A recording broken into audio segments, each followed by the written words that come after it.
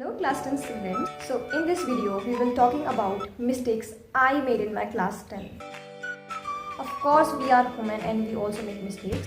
So see, class 10 आपके लिए बहुत इंपॉर्टेंट है क्योंकि वो बोर्ड के एग्जाम है. बट बहुत सारे बच्चे मार्क्स लूज कर देते हैं इसलिए नहीं कि वो पढ़ाई में वीक है, इसलिए क्योंकि वो जो 2-3 मिस्टेक्स होती हैं वो उन्हें throughout the year repeat करते हैं. So as a 11th grader I will tell you कि आपको 10th में कौन सी मिस्टेक्स नहीं करनी है. So let's start. First is ignoring NCERT back exercise.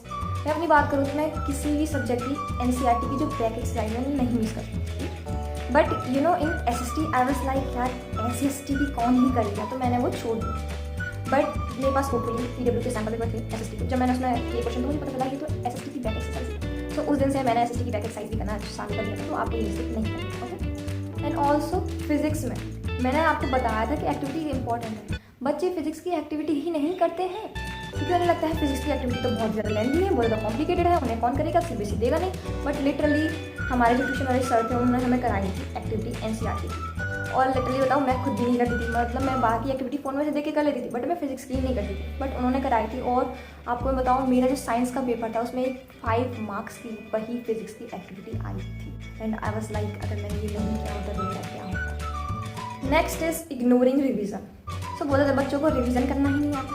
देखो आपने कोई नया चैप्टर पढ़ा तो आपको उसको 2 दिन के अंदर ही रिवाइज करना है, फिर आपको 1 हफ्ते में उसे रिवाइज करना है, फिर आपको कब रिवाइज करना है 1 मंथ में. ऐसे अगर आप 3 बार रिवाइज कर लेते हो एक चैप्टर को तो वो आपका एकदम फुल शॉर्ट चैप्टर हो जाता है. So the next is fear of maths. आप क्वेश्चन नहीं करते हो क्यों? क्योंकि आपसे क्वेश्चन सॉल्व नहीं होते हैं. ऐसा बहुत सारे बच्चों के साथ होता है और ऐसा मेरे साथ भी होता है. बट थैंकफुली ऋतिक सर की मैं मैराथन देखती थी. ऋतिक सर का एक क्वेश्चन करती थी और मेरे पास उनकी बुक भी थी जिसकी वजह से मैं डेली 10 क्वेश्चन प्रैक्टिस करती थी. अब मैं थी एक मॉर्निंग टाइप ऑफ पर्सन, तो मैं मॉर्निंग में उठकर मेरा टारगेट रहता कि उठते ही मुझे 10 क्वेश्चन मैथ के सॉल्व करने.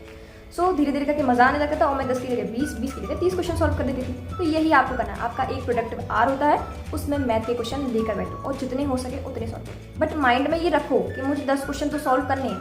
तो आप ये ब्रेन को लगता है कि 10 क्वेश्चन ही तो है, कर लेता हूँ. फिर आपको जब और इंटरेस्ट आता है क्वेश्चन सॉल्व होने लगते हैं धीरे धीरे करके, तो आप और ज़्यादा क्वेश्चन करते हैं. बहुत ज़्यादा बच्चे वेट करते हैं कि जब मोटिवेशन आएगा तभी पढ़ूंगा मैं. तो ऐसा नहीं करना है.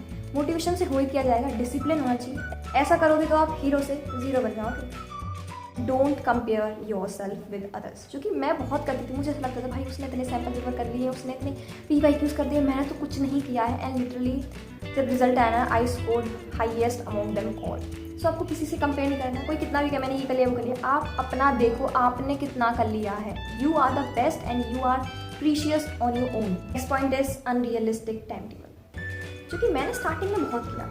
मैं कभी रात को पढ़ रही हूँ, कभी सुबह पढ़ रही हूँ, कभी मतलब बहुत ज़्यादा हेक्टिक हो जाता था मेरा टाइम टेबल. बट जब मैंने अपने आप को नोटिस किया कि मैं मॉर्निंग में ज़्यादा प्रोडक्टिव रहती हूँ, देन मैं मॉर्निंग में स्टार्ट. तो आपको क्या करना है, प्रॉपर स्लीप लेनी है भाई. Proper sleep is must. So या that's it for today. But एक बात याद रखना क्लास 10 में आपको हर चीज़ में परफेक्ट होने की जरूरत नहीं है. बट आपको dedication, consistency and hard work करते रहना है. और लिटरली ये आपके 11th में बहुत काम आने वाला है. अगर आपने क्लास 10th को बहुत अच्छे से पढ़ा आपको अपने डिसायर्ड परसेंटेज ज़रूर मिलेंगे. एंड या दैट्स इट.